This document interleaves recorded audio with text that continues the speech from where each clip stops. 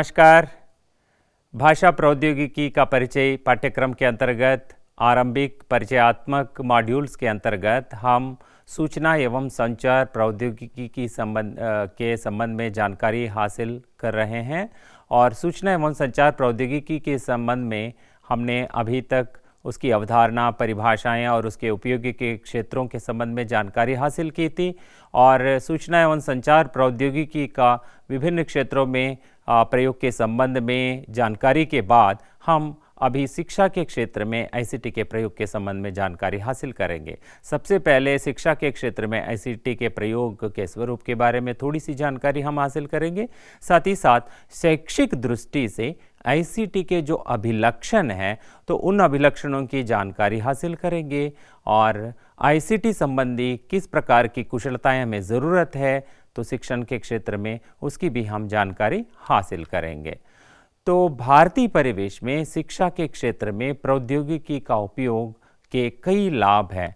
एक तो उसकी शिक्षा की पहुंच के लिए सूचना एवं संचार प्रौद्योगिकी का लाभ हमें मिल रहा है और दूसरा समता का विकास के लिए, मतलब सभी को शिक्षा प्राप्त हो, इस दृष्टि से भी सूचना एवं संचार प्रौद्योगिकी की बड़ी भूमिका हो सकती है और शिक्षा की गुणवत्ता बढ़ाने में भी सूचना एवं संचार प्रौद्योगिकी की बड़ी उपयोगिता है।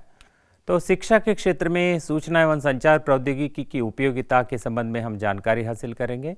जैसे आप जानते हैं दोस्तों, शिक्षा के क्षेत्र में आईसीटी के प्रयोग की व्यापक संभावनाएं हैं। हर दृष्टि से हम टेक्नोलॉजी का प्रयोग टीचिंग में कर सकते हैं, शिक्षण में सीखने में कर सकते हैं और अभ्यास में कर सकते हैं। कई दृष्टियों से शैक्षिक प्रशासन, प्रबंधन, शिक्षा अधिगम व पाठ्यचर्या की गतिविधियों में, शिक्षकों की व्यावसायिक विकास में और प्रशिक्षण कार्यों में, शिक्षा नीति को लागू करने में और सभी स्तरों पर कार्यान्वयन परिणामों की देखरेख में भी आईसीटी का प्रत्यक्ष या परोक्ष लाभ उठाया जा रहा है।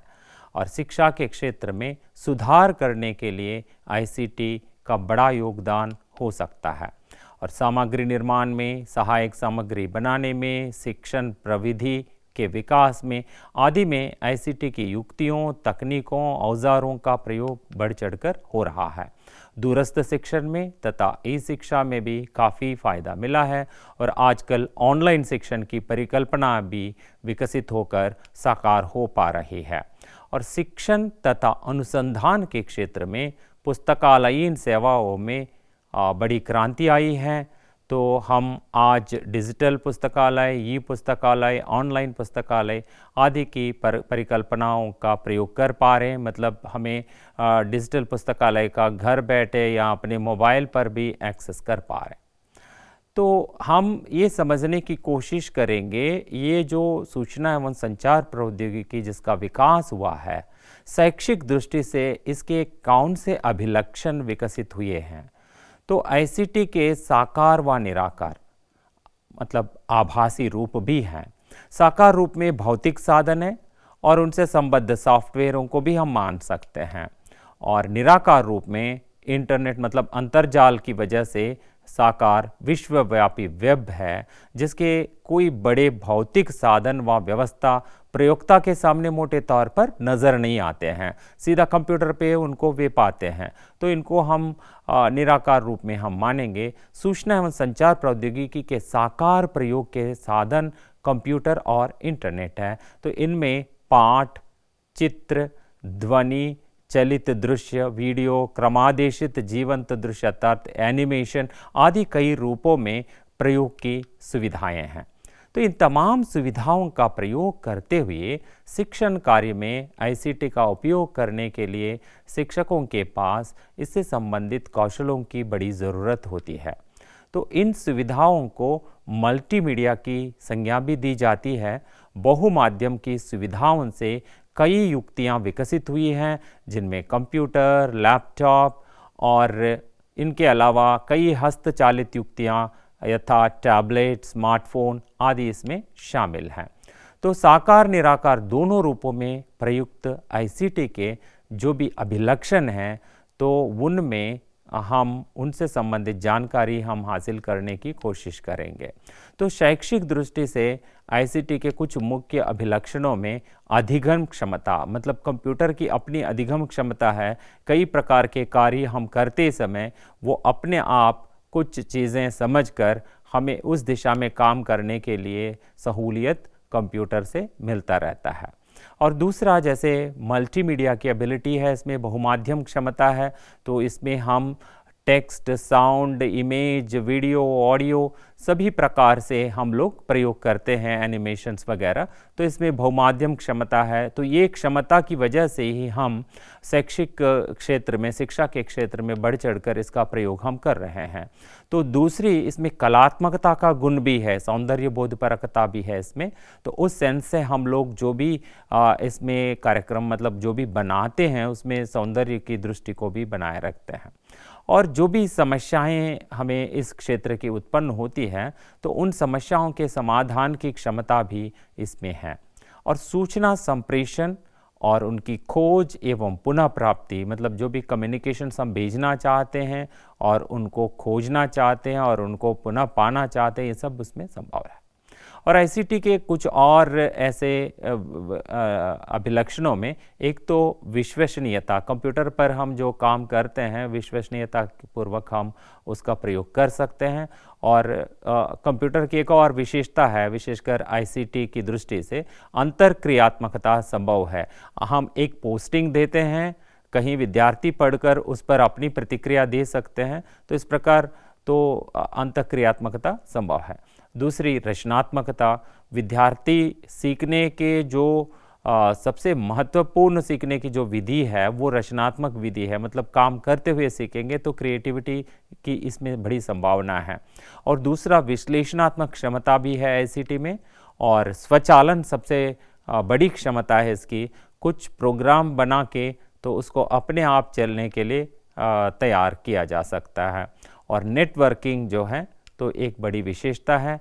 और गति, तो गति की दृष्टि से कंप्यूटर और सूचना एवं संचार प्रौद्योगिकी की बड़ी चर्चा होती है। और सूचना भंडारण भी हम इसमें करते हैं। और इसमें क्रमादेशिता का गुण भी है, हम प्रोग्राम बनाकर उसको चला सकते हैं। और इसमें फ्लेक्सिबिलिटी का भी गुण है, लचीलापन है इसमें। और शिक्षा के क्षेत्र में हम कई दृष्टियों से सूचना एवं संचार प्रौद्योगिकी का प्रयोग कर रहे हैं, शिक्षण में, अधिगम में, मूल्यांकन में और प्रोफेशनल डेवलपमेंट में और शैक्षिक प्रशासन की दृष्टि से और आपसी कोलैबोरेशन के लिए, अनुसंधान के क्षेत्र में, सभी क्षेत्रों में हम प्रयोग करते हैं। तो वैसे इसके लिए आजकल हम जैसे विकी हो, पॉडकास्ट हो, ब्लॉग्स, व्लॉग्स, वीडियो ब्लॉग्स और ईमेल, फोरम, चर्चा बोर्ड और सामाजिक माध्यम, सोशल मीडिया को भी हम प्रयोग कर रहे हैं, वो भी इसी आईसीटी का ही गुण है। और वेबसाइट, ई फोरम, ई फॉर्म्स जैसे गूगल फॉर्म वगैरह हम प्रयोग करते हैं परीक्षा के लिए और पोल के लिए, कई दृष्टियों से हम प्रयोग करते हैं। इसी प्रकार सहयोगात्मक अध्ययन, कोलैबोरेटिव टूल्स भी इसमें कई सारे हैं। तो कई दृष्टियों से आईसीटी शिक्षा क्षेत्र की गुणवत्ता को बढ़ा रही है। तो आईसीटी संबंधी कुशलताएं शिक्षकों के पास भी होना ज़रूरी है और छात्रों के पास भी होना ज़रूरी है। सो आईसीटी संबंधी साधन जो भी हैं तो उनका प्रयोग, उनको चलाने से संबंधित कुशलताएं, तो मुख्यतः हम दो रूपों में इसको मान सकते हैं। कुछ कुशलताओं को हम आधारभूत या सामान्य कुशलताओं के रूप में, अर्थात बेसिक स्किल्स के रूप में मान सकते हैं।